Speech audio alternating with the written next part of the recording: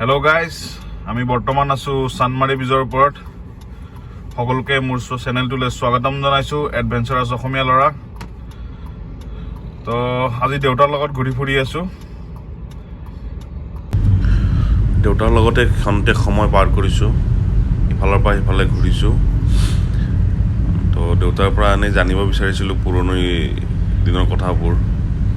আৰু যিহেতু দেউতাৰ এক্সিডেণ্ট হৈ প্ৰায় 2 মাহমান GNRC হস্পিটেলত থাকিলে, দেউতাই চব পাহৰি গৈছিলে, আনকি আমাকো পাহৰি গৈছিলে, কেৱল মাকে চিনি পাইছিলে। সেয়ে কথাবোৰ কোৱাত অলপমান অসুবিধা হয়, মূৰত তেজ জমা হোৱাৰ বাবে। গতিকে এতিয়া ভাল হৈছে, বহুখিনি ভাল। আজি মই আৰু দেউতা ফুৰি আছোঁ। আপোনাৰ দেউতাক চিকিৎসাৰ বাবে আমি ডক্টৰ তাত গ'লোঁ, ডক্টৰৰ পৰা টেষ্ট দিব গ'লোঁ, গুৱাহাটী ক্লাব ন।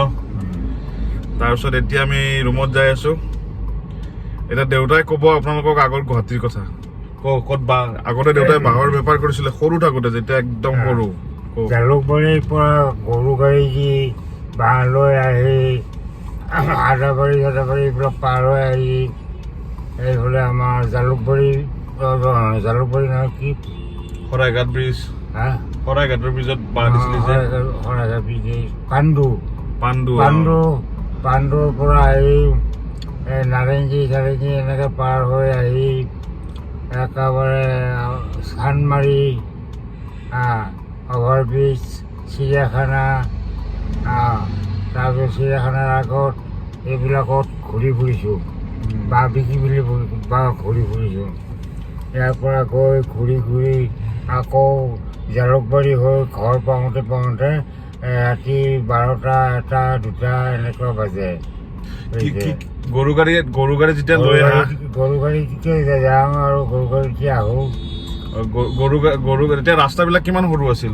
ৰাস্তাবিলাক সৰু আছিলে, 2খন গৰু গাড়ী বা 2খন মটৰ গাড়ী 2খন যাব পাৰে যেনে তেনে। জোৰকৈ ক্ৰচিং কৰিব নোৱাৰি, লাহে লাহে গাড়ী চলি ক্ৰচিং হয়। আৰু বশিষ্ঠ মন্দিৰৰ ৰাস্তাটো কিমান সৰু আছিল? বশিষ্ঠ মন্দিৰৰ ৰাস্তাটো সেইটো ঠেলা এখন যাব পৰা ৰাস্তাটো ইমান ডাঙৰ, কিন্তু আকৌ হোৱা নাছিলে ৰাস্তা। শুনা ডবুৰী বন, শাক, সেইবিলাক মানে গছ আছিলে সৰু সৰু। আৰু নালাটোত পানী বেছি আছিলে। নদীটোত পানী আছিলে বেছিকে। আৰু চাকৰি কৰি থাকোঁতে গুৱাহাটীত দমকল, তাৰ আগত দেউতাই দমকল বহাইছে, গুৱাহাটীত দমকল বহাইছিলে। এই দমকল ঘূৰি ফুৰিছিলোঁ। নহয়, আমাৰ চানমাৰী, চিৰিয়াখানা, নামবিলাকে পাহৰিলোঁ জেগা, আৰু বশিষ্ঠ, বেলতলা এইবিলাকত দমকল বহাই ফুৰিছিলোঁ। তাৰপিছত চাকৰি পালি? তাৰপিছত যাই ক'ত চাকৰি পালোঁ, কাম কৰি চাকৰি পালোঁ আৰ্ক'লজি ডিপাৰ্টমেণ্টত। চাকৰি পালে? আৰ্ক'লজি ডিপাৰ্টমেণ্টত চাকৰি পালোঁ। তাৰপিছত চনটো পাহৰিছোঁ, কিন্তু চনটো বহুত আগৰ কথা। মোৰ তেতিয়া বয়স 20 বছৰমান হৈছে আৰু। 20-22 বছৰ? 20 বছৰমান হৈছে। এতিয়াতো মোৰ 67 বয়স কিমানমান হ'ব, 67-68।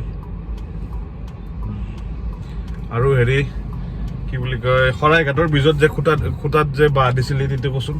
শৰাইঘাটৰ ব্ৰিজত জালুকবাৰী হৈ পেলাই বাঁহ লৈ যাওঁ, বাঁহ দিওঁ তাতে 10খন-12খন গৰু গাড়ী দি বাঁহ দিওঁ তাতে। আৰু বাঁহবিলাক সিহঁতে থপ কৰি